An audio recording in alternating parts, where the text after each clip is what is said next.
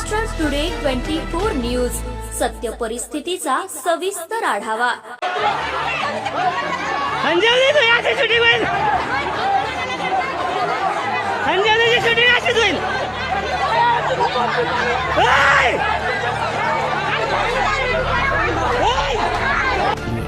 ह्या सुद्धा पैदाशी इतका माज या राज्यात असू शकतो, ही सरकारला सुद्धा काळीमा फासणारी गोष्ट आहे। ही सरकारचा सुद्धा एक प्रकारचा अपमान आहे। सरकारचा सुद्धा देवेंद्र फडणवीस साहेबांच्या सरकारचा सुद्धा अपमान आहे की छत्रपती शिवरायांच्या पुतळा उचलून फेकायच्या तयारीत लोक आले आणि तिथं रक्षणासाठी छत्रपतींचा पुतळा उचलून फेकू नये म्हणून तिथे एक मुलगी आली, तर त्या मुलीच्या अंगावरती कपडे फाडून टाकले, पूर्ण कपडे फाडले आणि नंतर मारलं आणि तिच्या अंगावरती सुद्धा जखमा आहेत असं त्यांनी आता सांगितलं की तिच्या अंगावर। जिजाऊंच्या जिल्ह्यात संतापजनक घटना।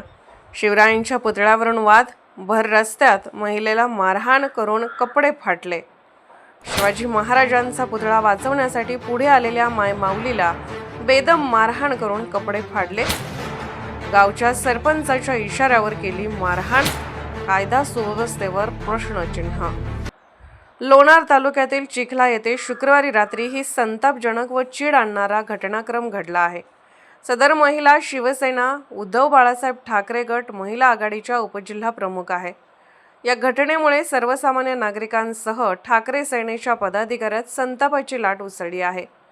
चिखला काकड गावचे सरपंच यांच्या चिथावणीवरून आपणास सामूहिक मारहाण करण्यात आली असून कपडे फाडण्यात आल्याचा गंभीर आरोप महिला आघाडीच्या उपजिल्हा प्रमुख संजीवनी वाघ यांनी केला आहे। तसेच आता जाहीर बेअब्रू झाल्याने जगण्यात अर्थच न उरल्याने आपण आज आत्महत्या करणार असे व्हॉट्सअप स्टेटस या महिलेने ठेवले आहे। यामुळे गाव परिसरासह राजकीय सामाजिक वर्तुळात एकच खळबळ उडाली आहे।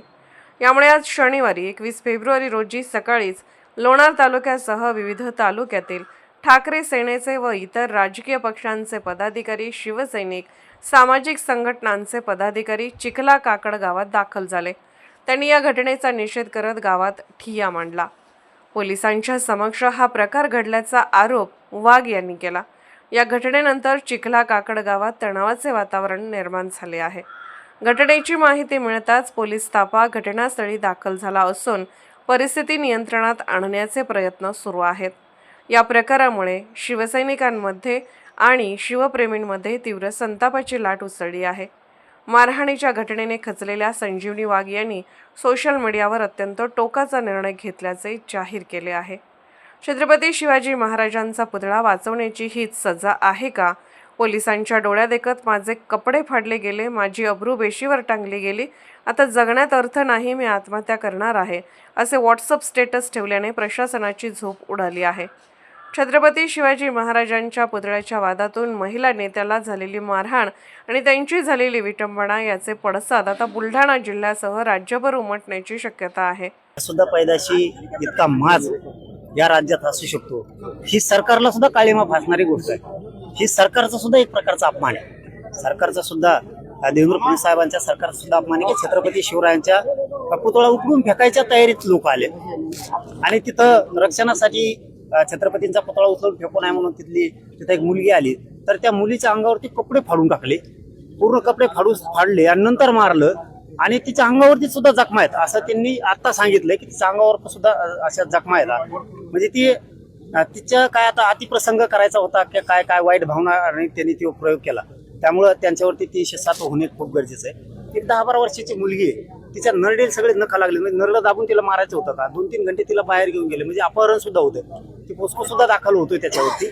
इतकी क्रूरपणानं घटना या चिखला गावात घडली। एका दिवशी मुख्यमंत्री बी जागे आहेत का नाहीत, गृह मंत्रालयाला ह्या गोष्टी माहीत आहेत का नाहीत, कारण हाताच्या बाहेर जाऊ देऊ नये आणि त्यांच्यावरती सगळ्यांवरती मोका लावणं खूप गरजेचं आहे।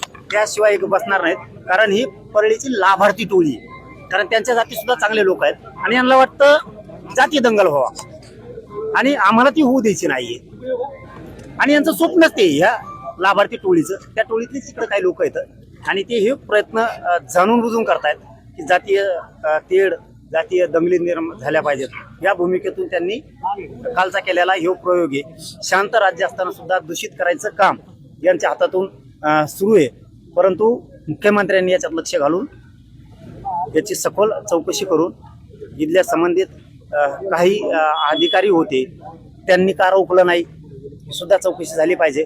आणि ते दोषी आढळले नसतील तर त्यांना सुद्धा विनाकारण मग अधिकाऱ्यांना सुद्धा इथल्या असणाऱ्या कोणते कॉन्स्टेबल कोणते यांनाही त्रास देऊ नये, पण अगोदर चौकशी करा. ते जर आढळले तर त्यांना सुद्धा निलंबित केलंच पाहिजे.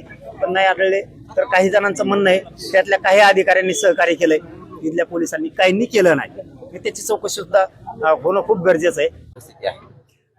चिखला गावामध्ये जी घटना घडलेली होती त्या अनुषंगाने चिखला गावामध्ये सध्या पूर्णपणे शांतता आहे. रात्रीपासूनच पोलीस प्रशासन या ठिकाणी उपस्थित आहे आणि जनतेच्या सहकार्याने सर्व समाजाच्या लोकांना एकत्र घेऊन या ठिकाणी शांतता प्रस्थापित करण्याचं काम करण्यात आलेलं आहे. या ठिकाणी मनोज जरांगे पाटील साहेब यांनी थोड्या वेळ भेट दिलेली आहे आणि सर्व नागरिकांना त्यांनी शांततेचं आवाहन केलेलं आहे आणि सद्यस्थितीमध्ये पूर्णपणे या ठिकाणी शांतता आहे. नागरिकांना माझं एवढंच आवाहन आहे की आपण कुठल्याही अफवांवरती विश्वास ठेवू नये. संबंधित प्रकारात किती लोकांना अटक करण्यात?